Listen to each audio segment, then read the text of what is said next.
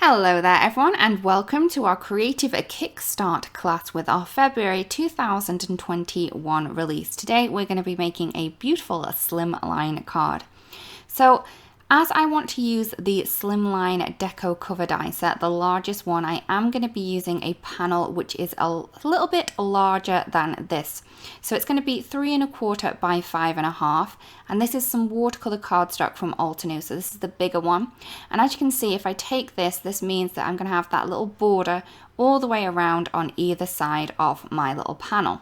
I am then going to be using the fresh cut roses to stamp onto our watercolor cardstock panel.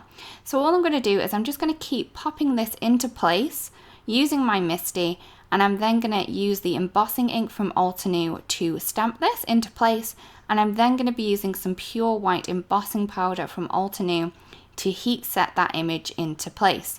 Now, as I'm stamping onto watercolor cardstock, I do stamp it twice while it's in the Misty, just to make sure that that ink has stamped perfectly, so I don't have any little gaps in my little embossing once it's nicely heat set.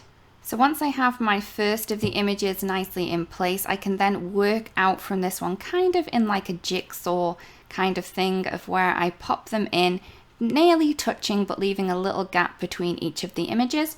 Again, I am going to stamp these twice with the embossing ink before heat setting with the pure white embossing powder. Once I have covered the whole piece, I'm then going to do some watercoloring. I'm using the beautiful watercolor brush markers, and for the roses I'm going to use Sunkissed in the middle, and then once I've added that Sunkissed, I'm then going to add a different color around the edge. I was going to use the beautiful purple wine, but then I decided to go for the rouge. So all I'm going to do is, once that is on, I'm just going to go around the Sunkissed with the rouge, just kind of scribbling the color on there. I'm then going to take a wet paintbrush and I'm going to move this color out. So I'm just using the guideline of that stamped image that we have, and I'm just going to go up to the edges with the water. So this is going to help blend and bleed those two colors together and give us a really nice lighter color on the edges. Now, because we have heat set, that we do have a little bit of a barrier there, so it's going to be really easy to kind of push this water to the edges and then for it not to go any further. So once I have finished with this one here, I'm then going to speed it up, and I'm going to do exactly the same with all of the other roses that are on this little panel that we have. So again, I'm adding that Sunkissed down first. I'm then going to take the rouge ink and I'm just going to scribble this around the Sunkissed, and then take a wet paintbrush, kind of blend and bleed those colors together, and then just move them around to the edges of the little flowers that we have going on. So we do have lots of these flowers on this panel because we've stamped it multiple times, but I do love the effect of this, and I do find that this is really easy to do. Just kind of scribble that color down and then pull it out with a wet paintbrush. It's a really great way to add this beautiful kind of depth and shading to your images.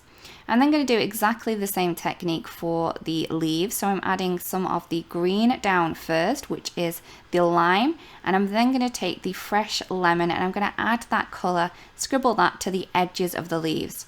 I can then take my wet paintbrush and then kind of pull these colors together. There was a little rose that I'd missed over there, so I had to pop that one in too. So again, for the leaves, I'm adding that lime down first to where the darkest place is, so at the base of the leaf, and then the fresh lemon to the tips. I love how this the lime and the lemon really come together to create this really beautiful green leaf color. Once I've finished all the leaves, I'm then going to add my background in. So I'm just going to take the Desert Night brush marker, watercolor brush marker, and I'm going to add the color into the little spaces in the background, and I'm then going to pull that color out with a wet paintbrush. Now these are so juicy and so vibrant, these colors, so you can really add a lot of water to these to kind of pull them out. If you did want a lighter background, you could always use a lighter blue, or just add more water to this one and it will dilute down really well. So once I've finished with that, I did let it dry a little minute. I'm then going to take some of the antique gold spray, and I have shook this up. I'm just going to remove the nozzle piece, and I'm just going to add a couple of splatters. This means when I add my frame down later on, it's going to kind of pull it together a little bit more, a little bit of gold on there. So for my card base, I have a card base which is 3 3/4 by 7 3/4, and I'm just going to move that to the side. That's going to be my card base.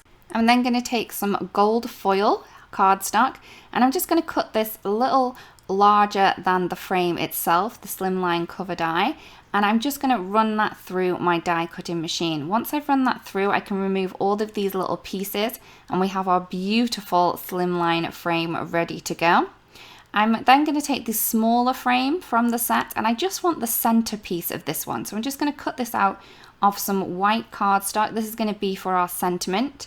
So for this one, as it's smaller, I can then run this through my little mini blossom. So I'm going to add a little bit of tape so it doesn't move, my metal shim, and then run that through my little die cutting machine. Once that's been run through, I can then remove the inside piece, because that's the only piece that I do really need for my card. If you cut it slightly larger, you could then use the frame later on, but I didn't really think about that at the time. I'm then going to take a sentiment from the Fresh Roses stamp set, and I'm going to stamp that onto that little piece just using some obsidian ink. Now I have all of my pieces, so I'm going to add my little panel that we have there. I say little, it's quite large, onto my card base. I'm just going to be using my Altenew tape glue for this. Once that's in place, I'm just going to make sure that's really stuck down. I'm just going to add a little bit of scrap paper over, and then I can really press that down without moving anything, if anything's still slightly wet. I can then take my glue tape again, and I'm going to add this to the back side of that frame that we've just die cut. This is a really great glue for adding lots of different details, but you could also use some of the double-sided adhesive before you actually die cut that, and that would have been probably a better idea as well. So once that's been stuck down, again, I'm going to take that scrap paper, pop that over the top, and then just rub that to make sure that that's nicely stuck down into place.